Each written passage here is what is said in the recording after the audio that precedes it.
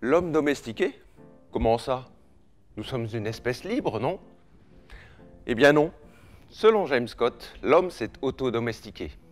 Comment est-ce possible? L'auteur nous le démontre de manière magistrale avec une érudition ébouriffante. Ce chercheur américain est anthropologue, mais surtout professeur de sciences politiques. Il a cherché dans les meilleures sources et dans les thèses les plus avancées traitant des débuts de l'agriculture. James Scott explique que la manière de vivre en nomade ou en semi-nomade a été la plus longue de l'histoire de l'humanité. Sur les 200 000 ans que compte l'homme moderne, Homo sapiens sapiens, les premiers agriculteurs apparaissent entre 9 000 et 6 000 avant notre ère. Et aujourd'hui encore, certaines peuplades cherchent à éviter chaque prise en main par un gouvernement.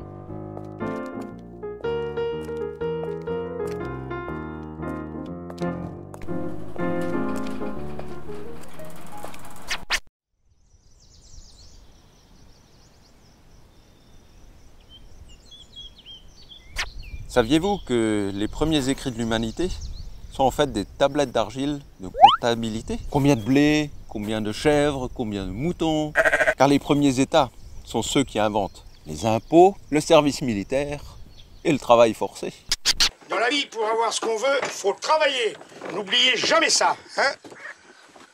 Ou alors, faut voler les autres.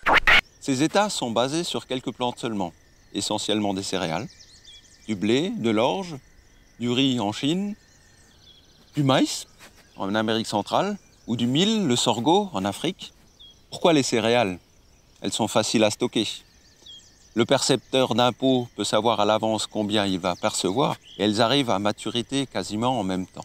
Contrairement à d'autres plantes, comme le manioc, le taro, la patate douce, ou les pommes. J'aime beaucoup les pommes, je suis un mangeur de pommes. Progressivement, l'agriculteur devient le servus, lié à sa terre, et obligé de gagner sa vie à la sueur de son front. Les premiers États connaissent des problèmes d'approvisionnement. Les récoltes ne sont pas toujours assurées. Les premières épidémies apparaissent également, car une masse d'humains et leurs animaux domestiques entraînent une promiscuité qui, à l'occasion de mutations, franchissent la barrière des espèces. Et puis, de temps en temps, il y a des pillards qui volent les agriculteurs. Allez, bosse, toi!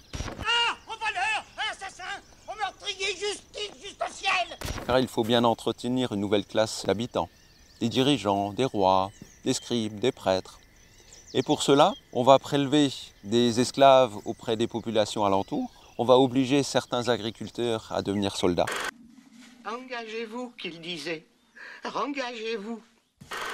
Au final, pour James Scott, les États organisent une hiérarchie sociale au profit d'une minorité, obligeant des hommes libres à devenir des homo domesticus.